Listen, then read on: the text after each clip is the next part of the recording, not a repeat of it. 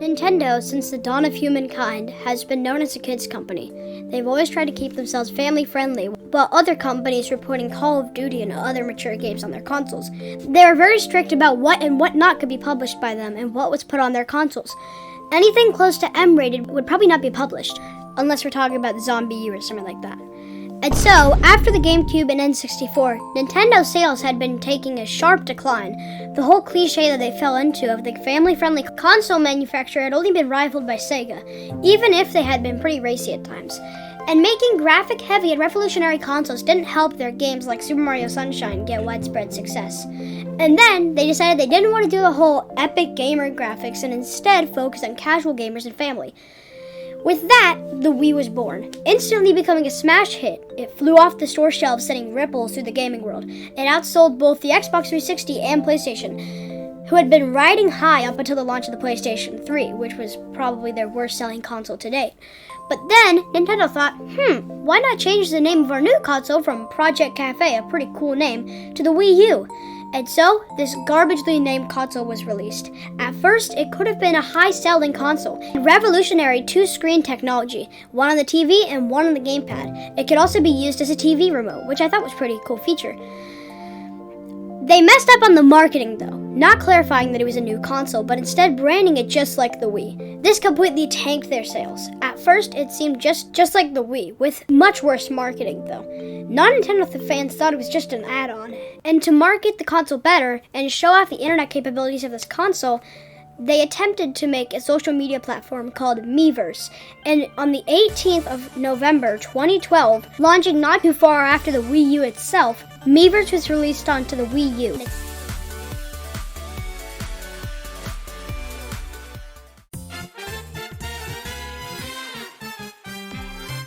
Now, as a social media platform, Miiverse has lots of charm, with its amazing soundtrack, that sort of Nintendo feeling, and its separate communities for different games.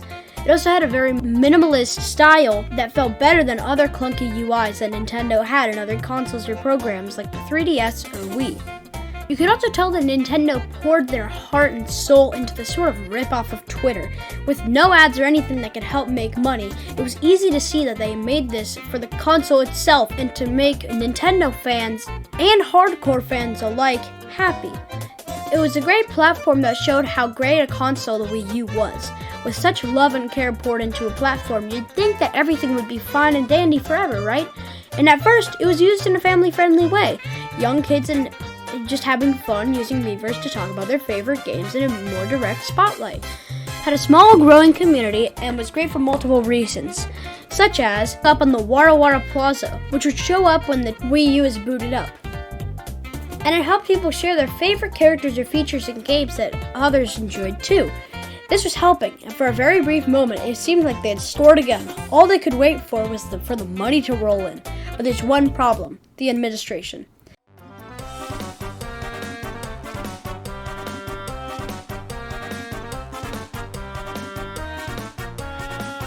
Now, the administration of this platform was pretty bad, like really bad.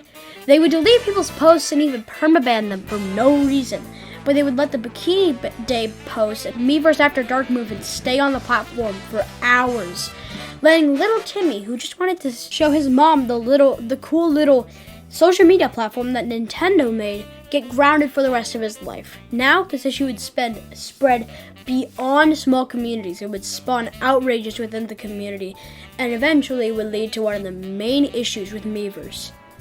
Miiverse, being made by Nintendo, had children at a young age using the platform.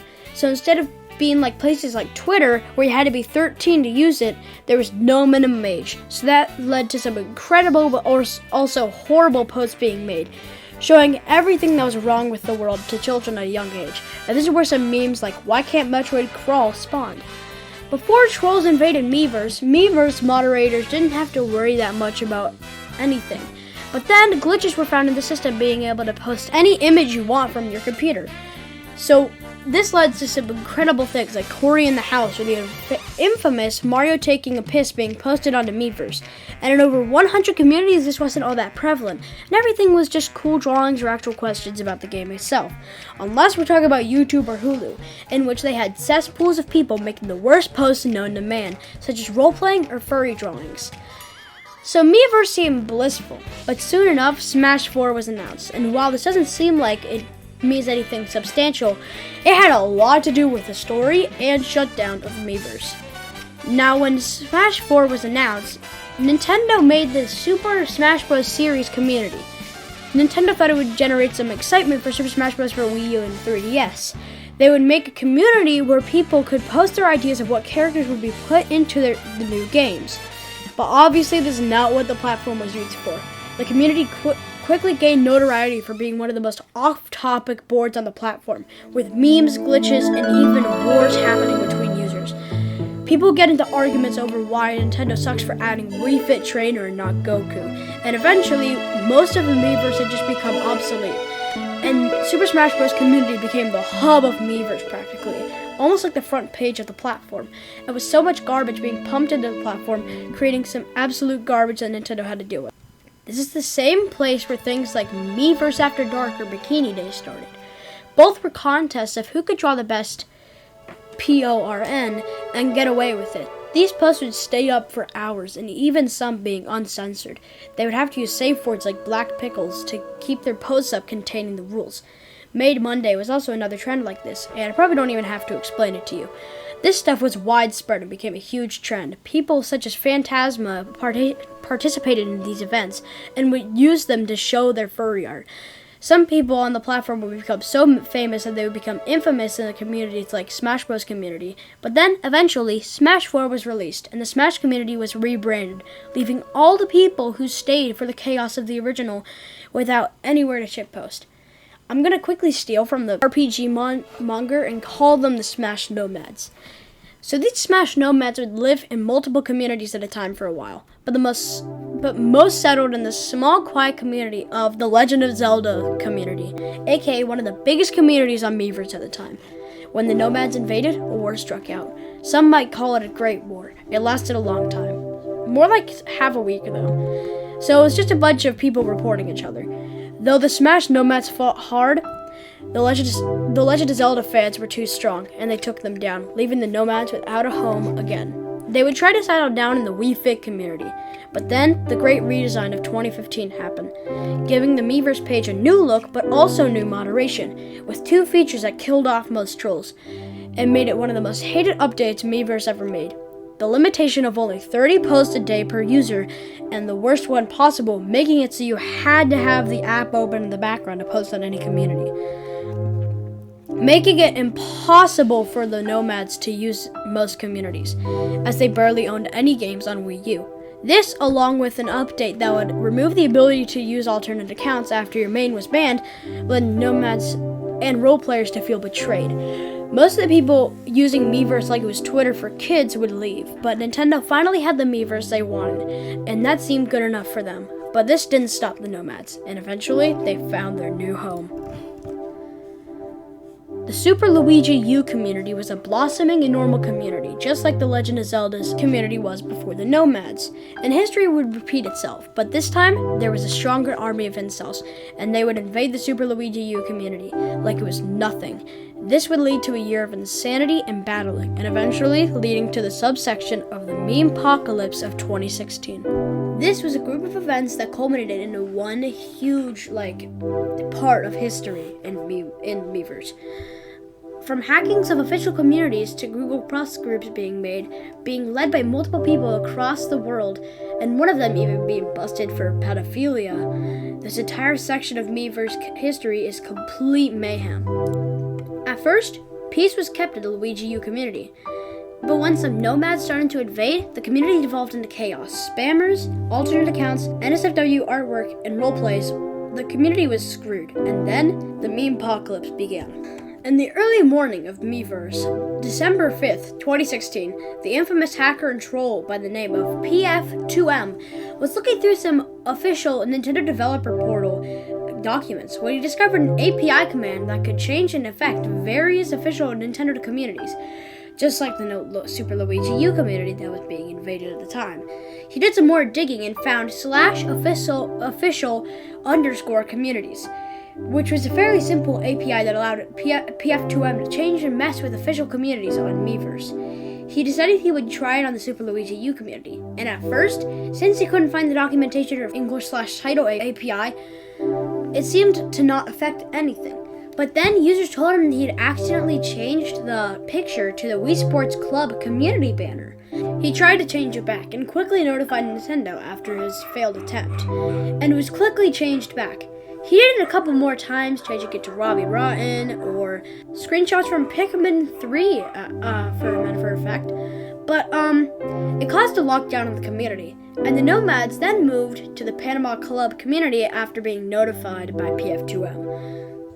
To avoid confusion, like any confusion at all, this is the Wii Sports Club community for the country Panama, along with the Venezuela Club and other ones like that. This is where most of the meme apocalypse would happen, and also where it would end. For example, right in the beginning, PF2M and the new person, Arian, found out how to change the name of the community, and with the help of some epic black magic, they changed the name of the Panama Club community to General Discussion Community. People panicked, expecting another lockdown on the community, but nothing happened. More people joined in on editing communities, and this led to even more chaos. A pretty useless Google Plus community called Panama Club Survivors was made by Yosifier. This discussed the events and helped preserve the meme apocalypse. Not long after, Arian started targeting the Splatoon community, ruining the community for a short amount of time before it got fixed. PF2M did a similar thing to the Japanese NSLUC, also known as the New Super Luigi U community, and he fought for control for multiple hours. Then, the Miiverse announcements channel community was changed by Arian to the Badlands, and he allowed users to chat and post there. This absolute mayhem was then finally ended when Nintendo fixed the bug used to change the communities, and PF2M and Arian were promptly banned. Around this time, Nintendo thought it would be a good idea to add a Miiverse stage to Smash 4. I mean, who thought this was a good idea? Like, being honest. Which would quickly backfire. They thought this idea was genius. It would show words and drawings of encouragement that were taken from the Smash 4 community on Miiverse. So they made the sub-communities that were designated to show drawings of encouragements for that character when played on the stage. But what Nintendo didn't expect, or should have expected, was for this to quickly become one of their biggest humiliations ever. People would start drawing racial slurs like the N-word. They would start drawing dicks and sexist remarks and a lot of other NSFW things that I cannot show at all. And basically, they would just not delete any of these posts because they would just stay there. This is also causing things like Miiverse After Dark to really blossom into bigger things, because then they would have the specific character to draw. So especially Lucina or other female characters like that would just have really crude drawings about them. And one time when I was playing with my brother around 2017, I decided to play the Miiverse stage in Smash 4. And then we were greeted with the screen being filled up with the N-word, dicks, and Bowser drawings, because my brother mains Bowser, and the Bowser drawings, people simp over Bowser, okay? That's all I'm gonna say. This scarred us for life, practically. This feature still stayed in the game until Miiverse finally shut down, which I'll get onto later. And then, one of the biggest problems would become more prevalent: pedophiles. People like Sherry540, and then the creator of Closedverse, aka Arian, which you have heard before, would come onto Miiverse and Miiverse clones, like Closedverse, like I've said, to prey on children. Sherry 504 was a short-lived but very prevalent and scary individual who tried to date and groom an 11-year-old to 12-year-old boy. She acted very creepy towards him and often would ask for young people's names and to join a Wii U chat with them. So fun! She was quickly banned after many users reported her for pedophilia and stuff like that. And Miiverse was a very rampant of these people, as it was like there was no age gap. Like, you could be any age and you could get onto the platform. So there'd just be, people who would just go into the platform just to look, just see young kids. And then Closedverse was a clone of Miiverse created 2 months before the closure of Miiverse. They used Miiverse right before it closed as a way to advertise the new website. It had more features like the ability to post videos, images, and GIFs, editing posts, no post limit, so you could post as much as you want, and the ability to draw in color, along with being able to use PC or phone. It seemed like the perfect place for the people who use the Miiverse to go. Before it closed down forever. They would use the big communities like the Smash Bros community, the Panama Club community, etc. to advertise the new Closedverse. The only problem was the moderators again. One of their main features was, the fact that they had better mods and all this new stuff. But the moderators were so corrupt that they would literally give almost seemingly random users moderator privileges. This got so bad to the point where almost half of the user base was mods. And you would also ban and delete even more than the original mods of Miiverse did. One of their main selling points was better moderation, yet they had worse mods in general. They then started to control the humor. The main person behind this was the moderator, InklingBot, and Arian, the creator of Closedverse. Same with the same guy behind the Memepocalypse of 2016. He and InklingBot would delete multiple unfunny posts and ban any memes in the impact font formula. This was, however, short-lived, as banning users for being unfunny was just seen as childish by the community on Closedverse, and he got clowned to oblivion. Closedverse was starting to gain control over people who use the platform, removing unfunny content, heavily censored what went on and went out of the platform, and having a very controlling and manipulative mod team. They held a grip on the fan base that no other Miiverse clone had. Pedophilia was also completely widespread on Closedverse and other Miiverse clones. PF2M was also part of this story. As the co-owner of Closedverse, he had gotten doxxed and DDoSed. This caused his Miiverse clone Indigo to crash.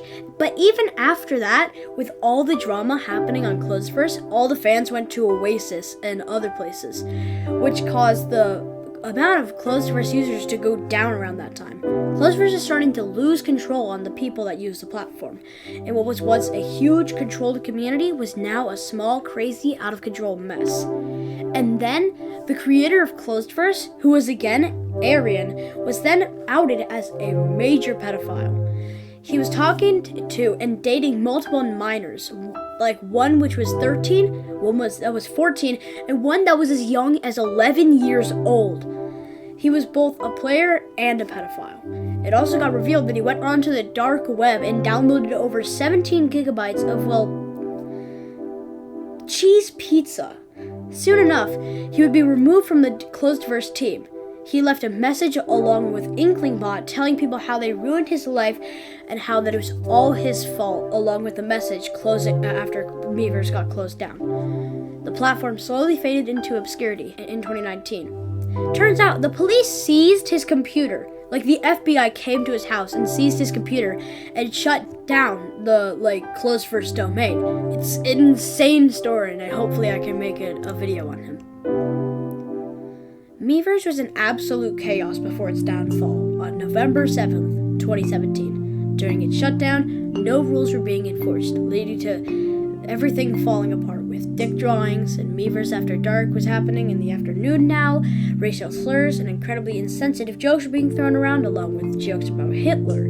Watch Pang's video on the last moments of the Miiverse if you want more, but it was sad to see such a huge impact on many people's lives go away. But the impact still ripples throughout social media. There are some people on Twitter who've gained fan bases of people who used to follow them on Miiverse and all their posts. But Nintendo may say that they deleted it because the users left for other social networking services like Facebook, Twitter, or Instagram. But we all know one thing for certain. They were just trying to cover something up.